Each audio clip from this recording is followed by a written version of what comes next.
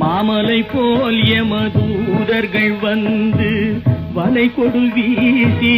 உயிர் கொடு போக மைந்தரும் வந்து குனிந்தழ நொந்து மடியில் விழுந்து மனைவி புலம்ப மாகினரே இவர் காலமறிந்து வரிசை கெடாமல் எடுமென ஓடி வந்திள மைந்தர் குனிந்து சுமந்து கடுகு நடந்து சுடலை அடைந்து மானிட வாழ்வென நுந்து விறகிட மூடி அழல் கொடு போட வெந்து விழுந்து முறிந்து நினங்கள் உருகி எலும்பு கருகி அடங்கி